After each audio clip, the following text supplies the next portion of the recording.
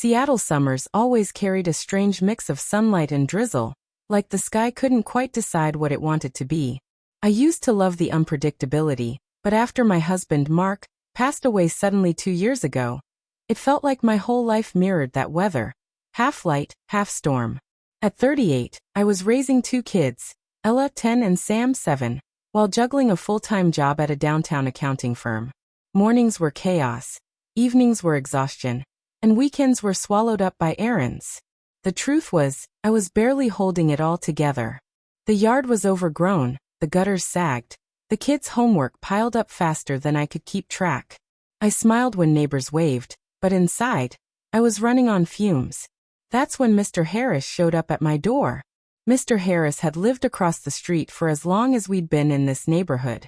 A retired history teacher in his early 60s, he had silver hair, glasses always slipping down his nose, and a calm, patient way of speaking.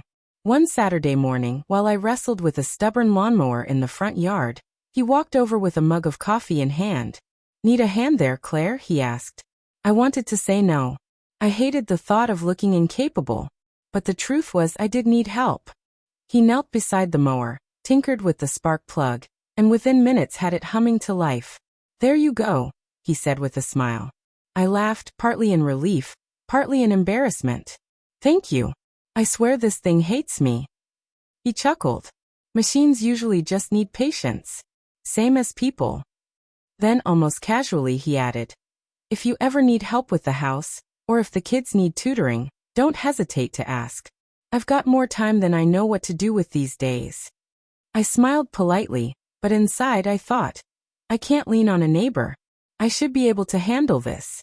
What I didn't realize was that his offer would soon become something we couldn't resist. A week later, Ella came home from school in tears over a history assignment. I tried to help, but after a long day of spreadsheets, the Boston Tea Party felt like rocket science. That's when I remembered Mr. Harris. "Would you like me to call him over?" I asked cautiously. Ella sniffled but nodded. Mr. Harris arrived within minutes, carrying an old leather notebook. He sat at the kitchen table with Ella, explaining history not as dry facts but as stories, tales of courage, mistakes, and choices. Within half an hour, Ella's tears had turned into wide-eyed fascination. "Thanks, Mr. Harris," she said shyly. "You make it sound fun." He winked. "History is just people being people, Ella. You'd be surprised how much you recognize yourself in them." I stood in the doorway watching, and something inside me softened. After that, Mr. Harris became a regular presence in our lives. He helped Sam build a model rocket for his science project. He fixed the broken fence in our backyard. He even taught Ella how to ride her bike without training wheels, jogging beside her until she finally found her balance. Each time, I told myself it would be the last, that I shouldn't rely on him so much. But each time, I found myself saying yes when he offered again. One Saturday morning, as he helped trim the hedges, I admitted, "You don't have to do all this, you know." He looked at me kindly.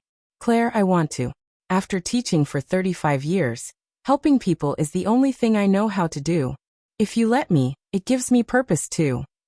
And in that moment I realized, it wasn't pity driving him.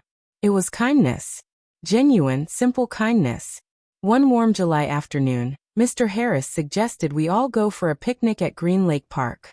I almost said no. Weekends were my time to catch up on laundry and chores. But Ella and Sam's faces lit up, and I couldn't resist. We packed sandwiches, fruit, and a big jug of lemonade. At the park, the kids ran off to play frisbee while Mr. Harris and I sat on the blanket, watching them laugh. "You're doing a good job, you know," he said suddenly. I blinked at him. "I don't feel like it most days."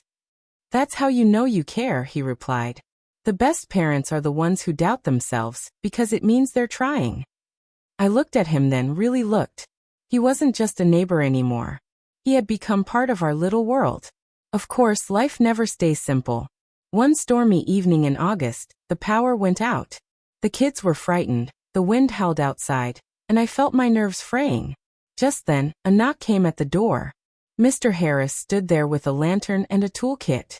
"Figured you might need some backup," he said. He checked the circuit breaker, reassured the kids, and even turned the power outage into an adventure by telling ghost stories by lantern light. By the time the lights flickered back on, Ella and Sam were giggling, their fears forgotten. Later, as I walked him to the door, I whispered, "I don't know what we'd do without you." He smiled softly. "You'd manage. But I'm glad you don't have to." As the summer rolled into fall, Mr. Harris's presence became a steady rhythm. He taught Sam how to sand and paint an old birdhouse. He showed Ella how to research beyond Google, pulling books from his personal library. But the lessons went deeper than skills. He taught them patience, kindness, and the importance of showing up for people. Things I had been too overwhelmed to teach on my own. And in teaching them, he taught me too. One Sunday evening after dinner, Ella hugged Mr. Harris and said, "You're like our grandpa now." For a moment, his eyes glistened. He patted her head and smiled. When he left, I sat on the porch, watching him cross the street back to his house. That's when it hit me. He had given us something I didn't even know we were missing. Stability, support, family. And I couldn't resist letting him into our lives, because the truth was he had made us whole again. By the time Thanksgiving rolled around, it felt only natural to invite Mr. Harris to join us. He brought a homemade pumpkin pie, and as we sat around the table, holding hands before the meal, I realized how much he had become part of us. "Let's say what we're thankful for," Ella suggested. When it was my turn, I looked at Mr. Harris and said, "I'm thankful for unexpected help.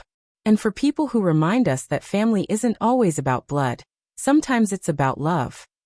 His eyes met mine and he nodded, quietly moved. Looking back now, I see that summer as the turning point. The season when a weary mother, a lonely teacher, and 2 children found something none of them expected. Connection.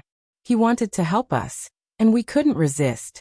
Not because we were weak, but because kindness has a way of breaking down walls you didn't even know you'd built. And in letting him in, we didn't just find help. We found family.